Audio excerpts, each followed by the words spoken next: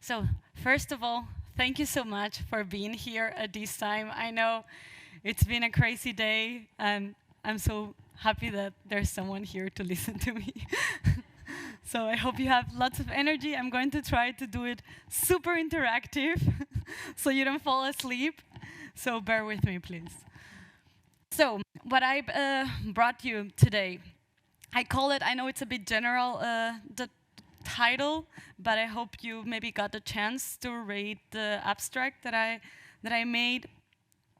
I'm going to talk a bit about the experience I've had in the past 6 years working at SRH University in Heidelberg, coordinating three um, three programs of the DAAD, but in the end there are actually 6 projects. So we're going to take a look at that, and it's kind of like a lessons learned. And just really quick about me, Belen Zevallos. I was born in Lima, Peru. Then I started university there. I finished my bachelor degree in Portugal. Then I started my master degree in Istanbul, and then I finished it in Berlin. So I have a bit of experience in international education. And yeah, after my master degree, I just stayed in Germany, and now I am in Heidelberg already. I also had some experience teaching at other universities, and the idea of this talk is, as I said, I'm going to be just talking about my experience in these past years. So I'm going to be focusing in these 3 projects. One is Learn In, Neckar Now, and Items, plus 3 different DAAD programs. Here, a big shout out to the DAAD for really helping us to really give this opportunity to so many students from all over the world. I've been into this situation growing up in the in the global south, and really to have the opportunity to be abroad, it's a life-changing experience. So I'm the coordinator of these 3 projects. The first one, Learn In, is within the program of Hochschuldialog with Südeuropa, so it's actually kind of reaching out to the south of Europe. In this case, it's a cooperation with the University of Florence and the Universidade do Minho in Portugal, so Italy and Portugal. Then we have the Neckar Now, that is part of the summer school developed in Germany, where we invite students from all over the world to come to Germany and kind of get an insight of what it is to study in Germany. And then the last one, it's probably you know it's from IVAC, so this international virtual collaboration that we developed a joint course with the University of Minho. So let's take a look of what is exactly each program. So the first one is Learn In. It's this collaboration with the University of Florence and the University of Minho with the architecture faculty. I studied architecture. I teach at the architecture faculty in Heidelberg, and the idea was to kind of reach out to Portugal and Florence to see, okay, what are you guys doing? Like, how do you teach architecture? Because it's really different contexts. Heidelberg, I guess you know, is like kind of like the perfect city to study, you know. Florence as well, and to study architecture in Florence is kind of like, what else? I mean, it's the perfect setting. But the University of Minho is in Guimarães, which is kind of also like this medieval European city, but they have a really different context also surrounding. So it was interesting to see, what are you guys doing and how are you doing it? So we developed for the first program these kind of 3 events, face-to-face. This was before COVID, so 2019, hands-on, meeting each other. The first one, we brought everyone to Heidelberg. We did a symposium with workshops, getting to know each other. The second event, we went all to Florence and kind of like learning from the city. We put the students to draw and really getting connected with all the topics they were working on. And I mean, architecture is kind of, you learn a lot from what you see, so visiting each other was really important for us in this program.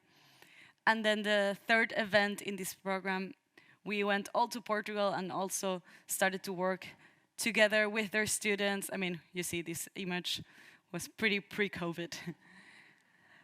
Then, of course, the pandemic hit.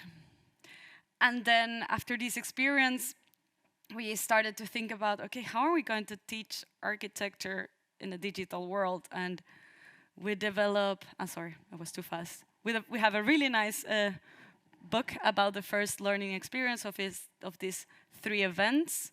You can download it for free. We have a really nice website that you can take a look. So after this, I mean, especially after the first book, Matter of Space, we were all in the digital realm. So we developed Learning 2 that was about digital learning spaces. And we are architects with students that are studying architecture. So how do you teach space virtually? This was a big topic for us. And we created these 3 digital virtual events. One of the really cool things I think that we came up with was this learning toolkit. We couldn't be in the same space. We all had the same schedule, so we sent these packages to everyone, so we would be drinking the same coffee from the same cup at the same time, although we were in different places. So it was kind of this virtual space, and yeah, to try to replicate this feeling of being in the same space. And well, this is just a couple of images we created. As we couldn't take really nice pictures, just screenshots, we had this amazing graphical artist that was kind of like recording everything we were saying and put it in a graphical way. And just like a couple of images we have from that experience, like what was really for us to be in this digital space, working with space. We were learning a lot of how our colleagues were teaching architecture with podcasts, for example, and how this completely transformed the learning experience.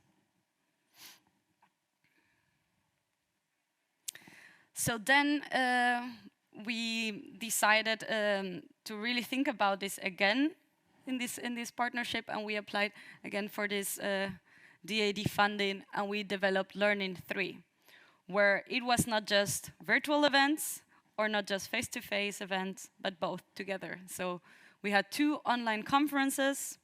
Our students worked together with the Italian students, with the Portuguese students, and developed kind of like spatial prototypes. And then we all met in Germany, and we built them.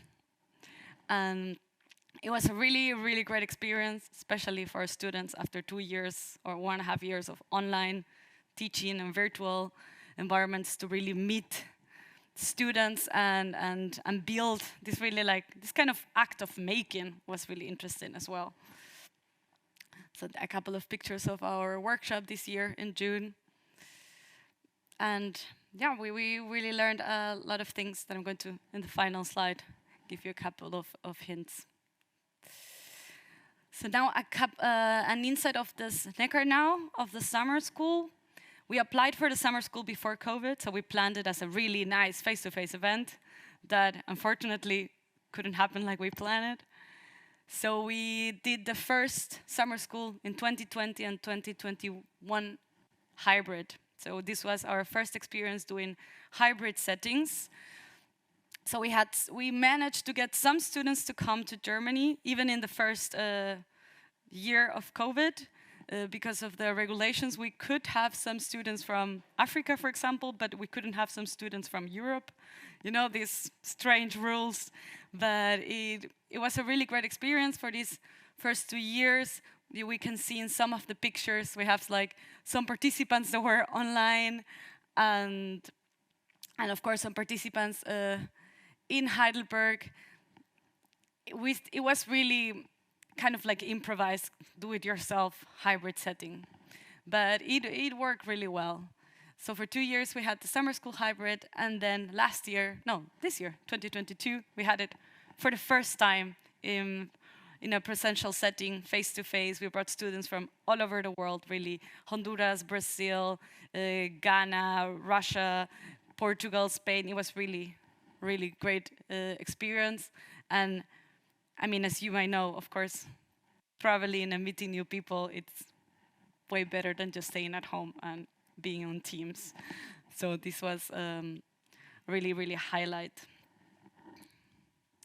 And the other program we've done this year was IVAC, our first IVAC cooperation, where we, in the University of Heidelberg, together with the University of Minho, we developed a joint course where our students and the students of Portugal would be learning together by professors from our university and from their university. And after a series of events that I have here, after all of these events, virtually it would finish in a presential symposium. Here was then a different setting. We had sometimes virtual events, everyone was at home from their computer. We had sometimes hybrid events, so we were with our students in Heidelberg, but being in online with the Portuguese students, and then we were fully presential. This was also pretty international, as you can see the map of all the participants from where they were coming from. So I was really interested when we did came together in the same space. So here, just really quick, an overview of the different settings we were. So we had this virtual setting, everyone virtually. So we had of like everyone in their own box. Then we had also this setting, this hybrid setting, where we would have our students and the students from the Portuguese university, they would be online and we would be in the same space. And then we were all together in the same space in this final symposium. So at the very end, we had these 3 projects that we had to kind of apply in different ways. So face-to-face, virtual, virtual plus face-to-face, or hybrid plus face-to-face, and even the 3 different settings. So what have we learned after all of this? When we think about moving towards a more digitalized world, I think we can all agree that digital settings won't replace face-to-face. I think that's really clear. That's why I guess we came here and we're not just online. I think we can also agree that there is no return into the way things were. You know, I think we're not just doing presential settings. Although I've heard this from other colleagues in other universities, that they are now like kind of like hating everything digitally. I want to do just presential settings, but I don't think this is the way to go. And digital technologies are a great asset. I mean, for the ones that are online, it's really a great opportunity if you cannot travel to really access to a conference or even giving opportunities to different students. But there's a but. So this is kind of like part of my PhD research of what I've been starting to think about. And these kind of lessons learned. And I call it, so a couple of thoughts on digital settings. And I want to bring space, not just because I'm an architect, and of course I think about space, but I really think space matters. It's not I think it's really different for us to meet online, but we're here like gathering. And I think this makes a difference, to be in the same space. And when thinking about digital technologies, I think we have to, maybe for us it's really clear, but for people that are not so much in this environment, we have to really explain the digital settings. It's not just distance learning, sitting in a Zoom call. It's way more than that. Also, the digital settings take place, of course, in the computer, maybe sitting in front of a screen, but you're always in a space. And this physical space, I think we really have to rethink it. That digital teaching or this digital communication is really different than analog. That I think we realized in the past year and a half. And that physical space is not just extended by virtual settings, but also changed. We can really use digital technology to change the space we are.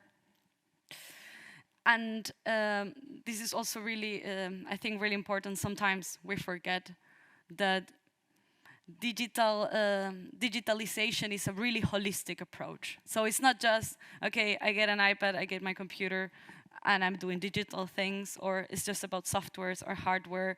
It's about really the space we're in, the pedagogical approach of how you communicate things, and training. I think this has to be all thought out. And this, maybe a shout out to all to the DAAD, but also some other institutions that give funding. That this digital set is not just about hardware and software, it's way more. And we really have to think about these things.